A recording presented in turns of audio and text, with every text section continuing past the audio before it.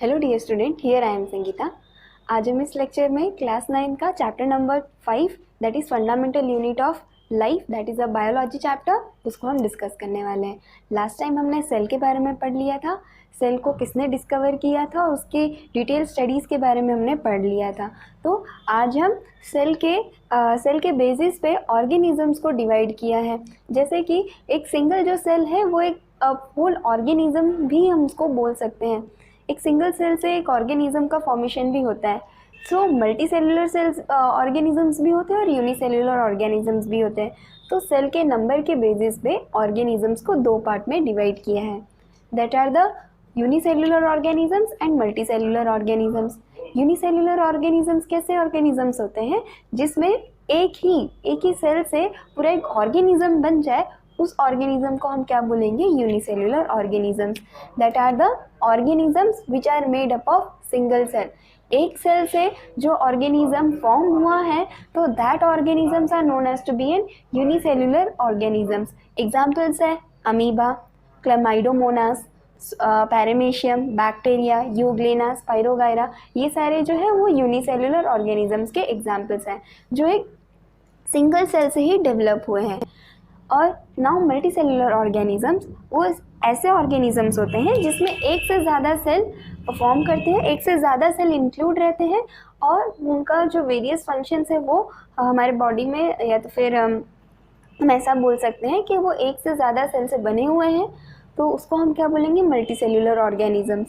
So organisms which are made up of more than one cells and perform various functions, और वो अलग अलग तरीके के फंक्शंस करते हैं। जैसे कि अगर एग्जांपल्स लें कि हमारी जो होल बॉडी है वो किसके उसमें भी ऑर्गन्स प्रेजेंट है, वो ऑर्गन्स किससे बने हुए? टिश्यू से बने हुए हैं, और वो जो टिश्यू है वो एक सिंगल सेल से फॉर्म हुए हैं।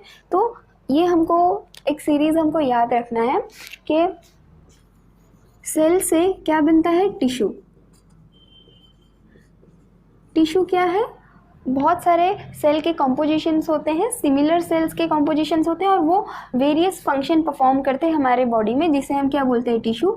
टिश्यू से क्या बनता है? ऑर्गन। ऑर्गन से organ system and then the body. Okay, तो ये हम इस चैप्टर में पूरे डिटेल में सेल के बारे में पढ़ेंगे। सेल में जो भी ऑर्गेनल्स है, जैसे कि हमारे बॉडी में बहुत सारे ऑर्गन्स प्रेजेंट है, तो वैसे ही सेल में भी ऑर्गेनल्स प्रेजेंट है, तो उस ऑर्गेनल्स के बारे में हम डीपली में इधर डिस्कस करेंगे। तो हमने ये देख लिया कि मल्टी सेलुलर ऑर्गेनिजम्स कैसे ऑर्गेनिजम्स होते हैं जो एक से ज़्यादा सेल से बने हुए हैं, वैसे ऑर्गेनिजम्स को हम क्या बोलेंगे? मल्टी सेलुलर ऑर्गेनिजम्स बोलेंगे। उसके एग्जाम्पल्स में हम क्या क्या ले सकते हैं? फंजाई, प्लांट, एनिमल्स में सब सारे एनिमल्स आ सकते हैं, ह्यूमन बींग आ सकता है।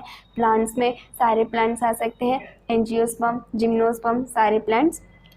नाउ अब सेल के उनके शेप और साइज़ के बेसिस पर उनके फंक्शंस, मतलब उनके जो फंक्शंस होते हैं वो उनके साइज़ और शेप पे डिपेंड रहते हैं।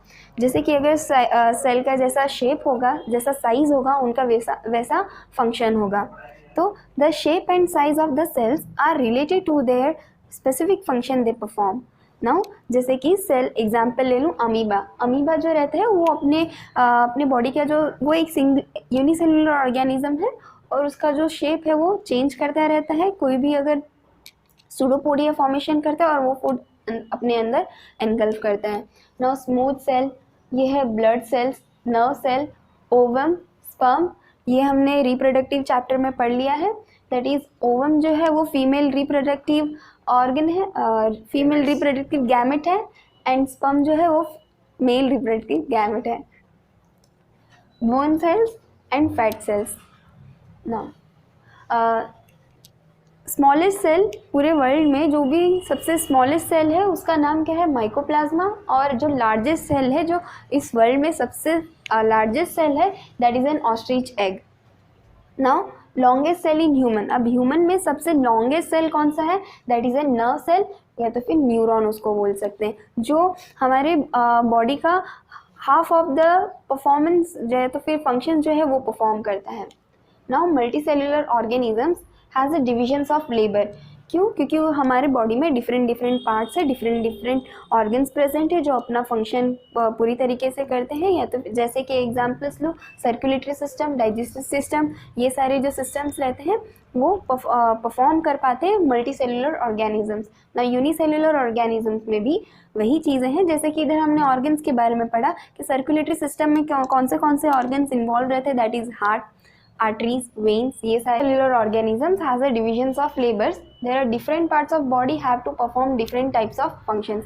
तो हमारे बॉडी में different टाइप्स है, पार्ट्स हैं, जैसे कि ऑर्गन्स, वो ऑर्गन्स क्या करते हैं, अलग अलग फंक्शन परफॉर्म करते हैं। जैसे कि एग्जांपल्स में मैं बताऊँ तो सर्कुलेटरी सिस्टम ले या तो फिर डाइजेस्टिव सिस्टम्स ले। तो सर्कुलेटरी सिस्टम्स में क्या इन्वॉल्व होता है, that is heart, arteries and veins, जो ब्लड का प्योरिफिकेशन करते हैं। तो एक ये सिस्टम हो गया। तो ये मल्टी सेलुलर ऑर्गेनिजम्स में ऑर्गन्स जो है वो स्पेसिफिक फंक्शन कर रहे हैं। तो वैसे ही यूनिसेलुलर ऑर्गेनिजम्स को भी they have a divisions of labours, जिसमें क्या प्रेजेंट है, ऑर्गेनल्स प्रेजेंट है।